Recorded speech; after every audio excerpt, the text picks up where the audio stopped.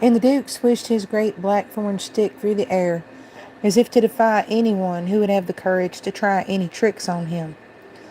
The old man and his grandchild went down the path to the kennels, and there by the mesh wire runs they halted, looking at the dog inside. Priscilla saw lying there a great black, white, and golden sable collie. It lay with its head across its front paws, the delicate darkness of the aristocratic head showing plainly against the snow-whiteness of the expansive ruff and apron.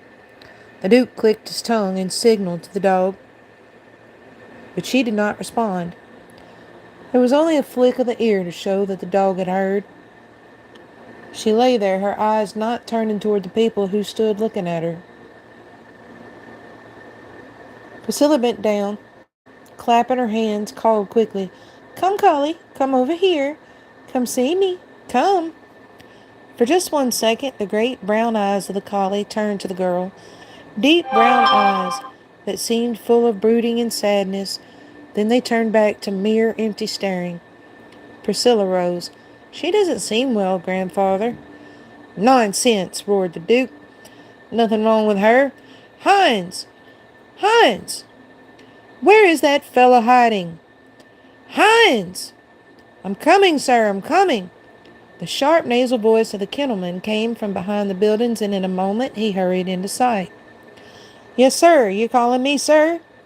Of course, of course. Are you deaf?" "Hines, what's the matter with this dog? She looks off color." "Well, sir, she's a poor feeder." The kennelman hurried to explain. "She's spoiled, I would say. They spoil 'em in them cottages, feeds 'em by will of a silver a spoon, as you might say. But I'll see it she gets more over it. She'll take her food kennel away in a few days, sir." "Well, keep an eye on her, Hines," the Duke shouted. "You keep a good eye on that dog." "Yes, sir, I will, sir," Hines answered dutifully. "And you'd better, too," the Duke said. Then he went muttering away. Somehow he was disappointed.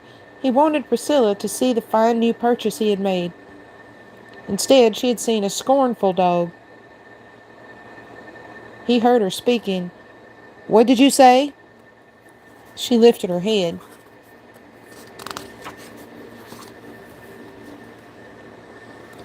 "I said, why did the man sell you his dog?"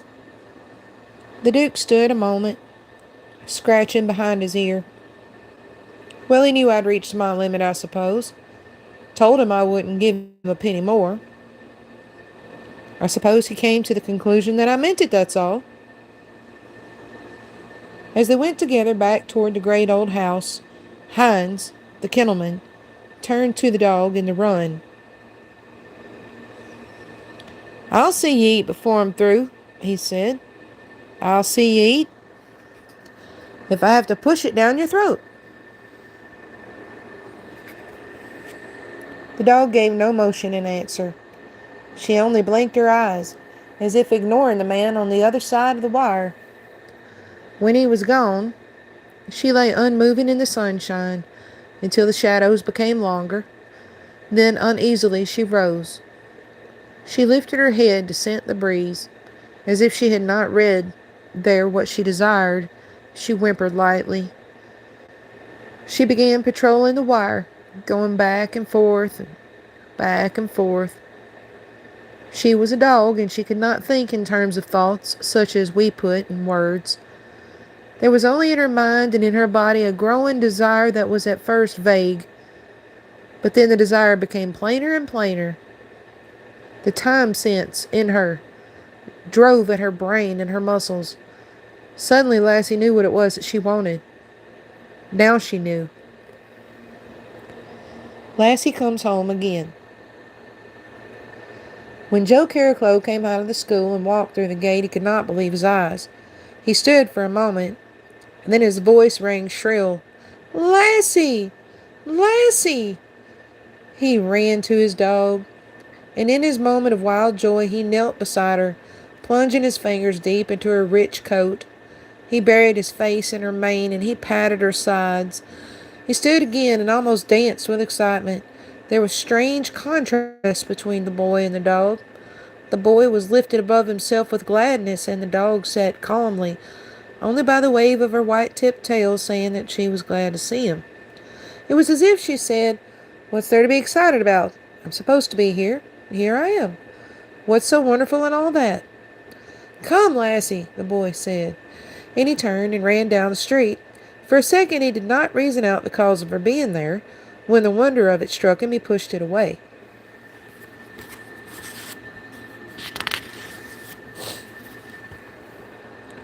Why question how this wonderful thing had happened? It was enough that it had happened. But his mind would not stay at rest.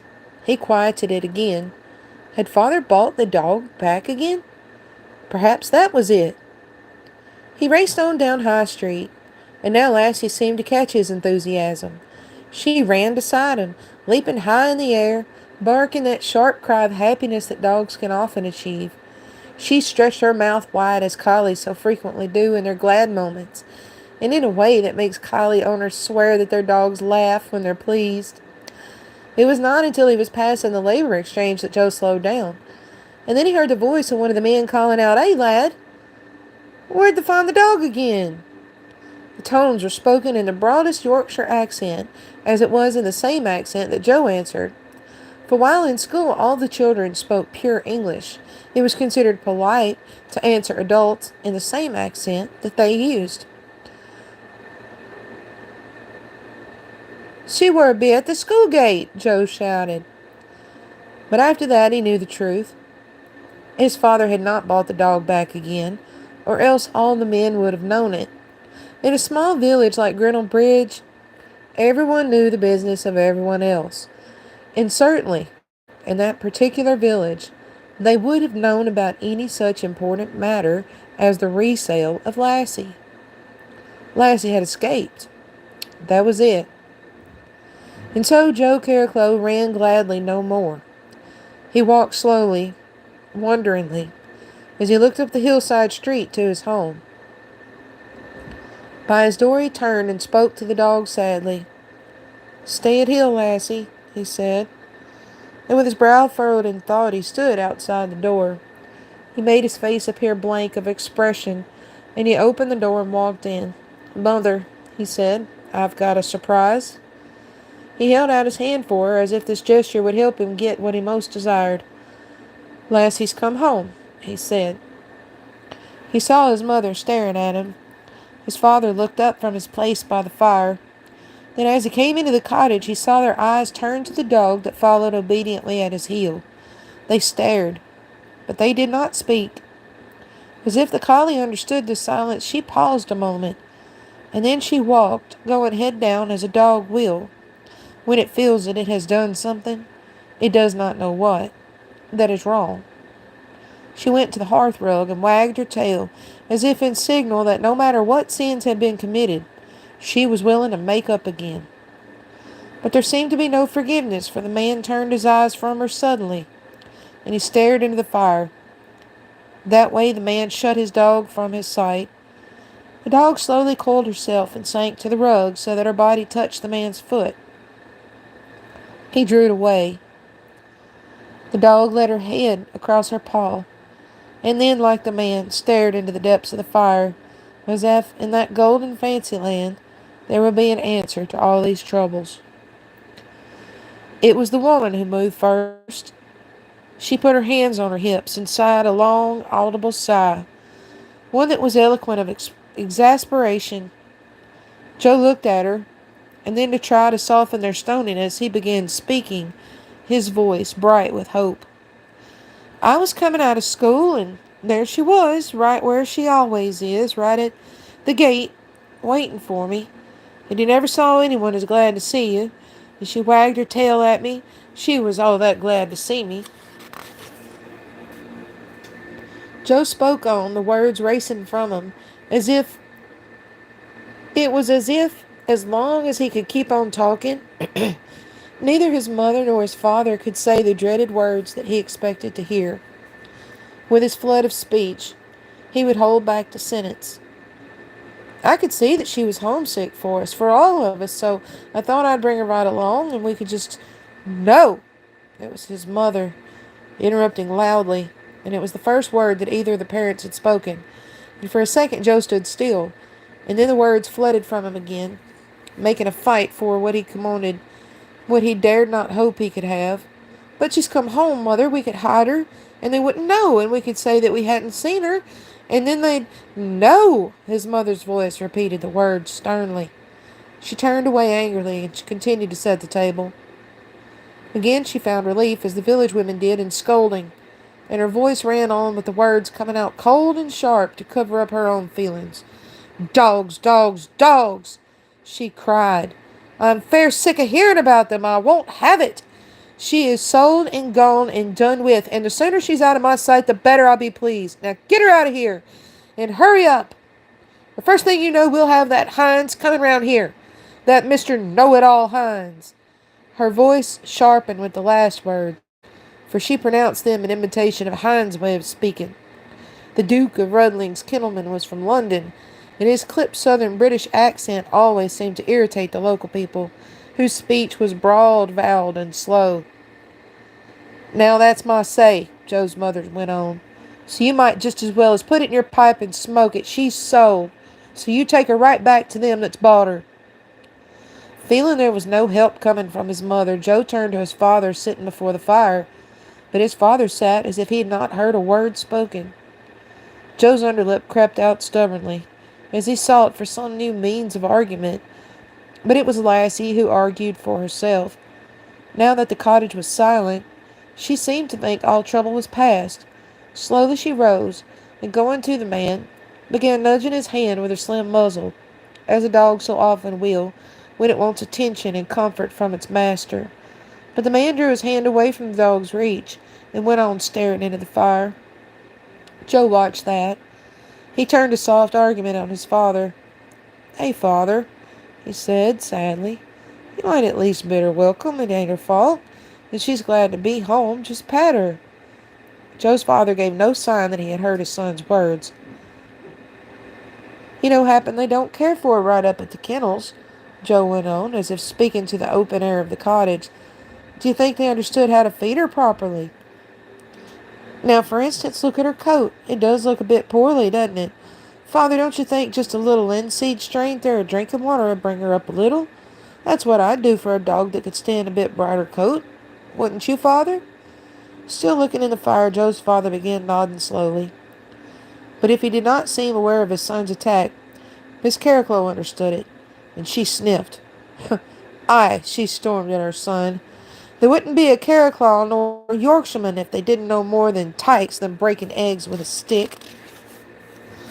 Her voice droned on in the cottage. My goodness, sometimes it seems to me that the men of this village think more of their tykes than they do of their flesh and blood, and that they do. Here's hard times, and do they get work? No, they go on the dole, and I swear some of them will be quite content to let their own children go hungry as long as their dog gets fed. Joe's father shifted his feet uneasily, and the boy interrupted quickly. But truly, Mother, she does look thin. I bet you anything they're not feeding her right. Well, she answered pertly, at that I wouldn't put it past Mr. Know-it-all Hines to steal the best part of the dog meat for himself, for I never saw a skinnier-looking, meaner-faced man in all my life. And during this flow of words, her eyes had actually turned to the dog, and suddenly her tone changed. Well, by gum, she said, she does look a bit poorly, poor thing. I'd better fix her a little something. She could do with it, or I don't know dogs. And then Miss Carricloe seemed to realize that her sympathies were directed opposite to the words that she had been speaking 5 minutes before. And as if to defend herself and excuse herself, she lifted her voice again. But the minute she's fed, back she goes, she scolded. And when she's gone, never another tyke will I have in my house. All you do is bring 'em up and work over 'em, and there's much trouble as raising a child. And after all your work's done, what do you get for it? Thus chattering angrily, Mrs. Carricloe warmed a pan of food. She set it before the dog, and she and her son stood watching Lassie eat happily. But the man never once turned his eyes toward the dog that had been his. When Lassie had finished eating, Mrs. Carricloe picked up the plate. Joe went to the mantelpiece and took down a folded piece of cloth and a brush. He sat on the hearth rug and began prettying the dog's coat. At first the man kept his eyes on the fire, Then, despite his efforts, he began to turn quick glances toward the boy and the dog beside him. At last, as if he could stand it no longer, he turned and held out his hand. "That's no way to do it, lad," with his rough voice full of warmth. "If you're off to do a job, you might as well do it right. Like this." And he took the brush and the cloth from his son, kneeling on the rug, and began to work expertly on the dog's coat, rubbing the rich, deep coat with the cloth and cradling the aristocratic muzzle carefully in his hand, while with the other he worked over the snow white of the collie's ruff and artistically fluffed out the leggings and the apron and the petticoats. So for a spell there was quiet happiness in this cottage. The man lost all other thoughts as he gave his mind over to the work. Joe sat on the rug beside him, watching each turn of the brush, and remembering it, for he knew, as in fact every man in the village knew, that there was not a man for miles around who could fix up a collie, either for work day or for a show bench, as Sam Carraclaw, his father, could. And his greatest dream and ambition was to be, some day, as fine a dog man as his father was. And I'll end this one for now, you guys, and we'll join up again with part 3.